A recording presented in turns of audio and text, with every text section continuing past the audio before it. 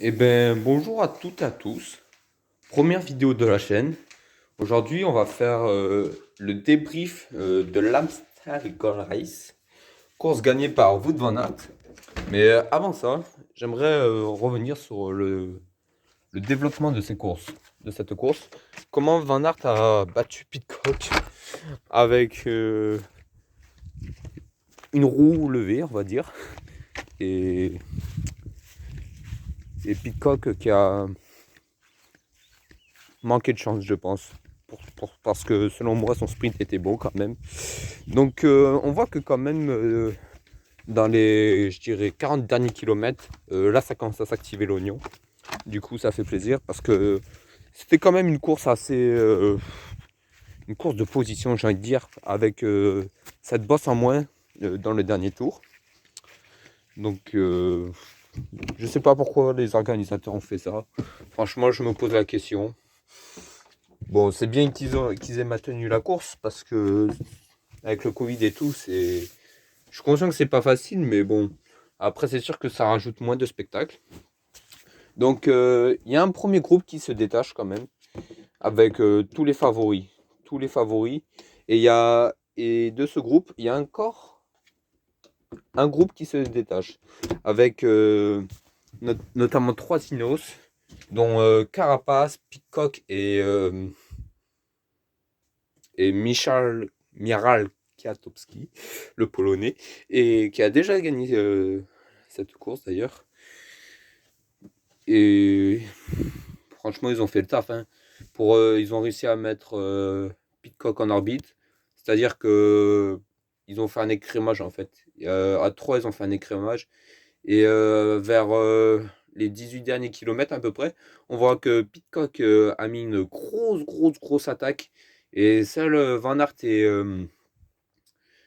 et Maximilian Sherman ont réussi à suivre. Donc Sherman, franchement, je suis impressionné.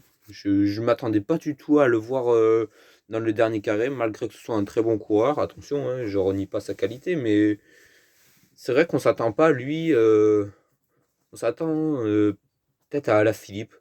Alaphilippe complètement absent d'ailleurs. Mais ça, on va revenir après. Du coup, il y a ces trois qui partent et on voit que ça roule. Et dans les derniers kilomètres, ça se regarde, sprint et victoire d'un cheveu de Van Aert à la photo finish.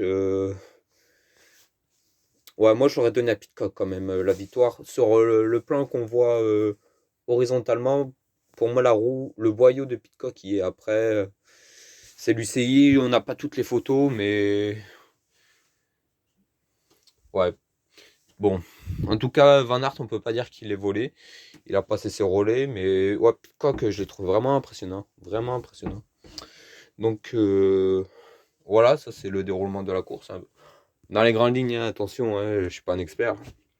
Et ensuite, nous allons parler de Alaphilippe. Alaphilippe qui a quand même réussi à suivre le premier groupe. Et j'ai senti inoffensif en fait. Genre, dès qu'il partait, je le sentais pas capable de faire quelque chose. C'est vrai que la première attaque qu'il fait, je le sentais bien. C'est vrai que quand même, il a eu un très bon coéquipier, Maury Van Sevenens, qui a eu des problèmes mécaniques et quand même remonté tout le peloton, venir l'aider, tout ça.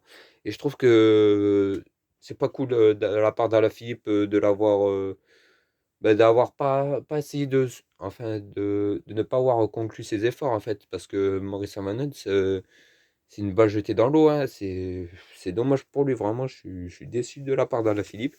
Bon, après, peut-être que c'est juste pour se remettre en jambe, hein, entre guillemets, mais bon, voilà quoi, c'est dommage. Enfin, moi, il m'a déçu le champion du monde. Et ensuite, je voulais parler de Primoz Roglic. Primoz Roglic qui est quand même inattendu sur ce type de course, malgré qu'il a quand même gagné Liège-Bastogne-Liège. Bon, il a eu un problème mécanique, c'est pas de sa faute, mais voilà quoi, on l'a senti surpasser tout le monde au bout d'un moment. Il a rattrapé un groupe facilement sur 800 mètres. Incroyable Roglic, vraiment. Là, on dirait qu'il est dans la forme de sa vie. Et j'ai envie de voir ce que ça a donné sur les grands tours. Pogacar aussi a l'air vraiment fort dans ce début de saison. Donc ça va être intéressant de les suivre, hein, après tout. Et ensuite, mon dernier point, c'était sur Marc Hirschi. Marc Hirschi, bon, j'ai pas envie de lui jeter la pierre. Nouvelle équipe, nouveau coureur, nouveau staff, course de remise en forme, on va dire. Mais ouais, inoffensif Marc Hirschi. Bon, après, peut-être, ouais, course de reprise pour Marc Hirschi. J'en veux pas, je l'attendrai plutôt sur la Flash Wallonne, lui qui tient le titre. Du coup, j'attends avec impatience cette Flash Wallonne, même si je pourrais pas la regarder, hélas. Tant pis, tant pis, tant pis.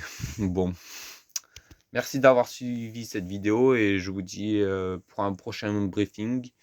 J'essaierai de faire la Flèche Wallonne, je regarderai un résumé et je vous donnerai mon avis.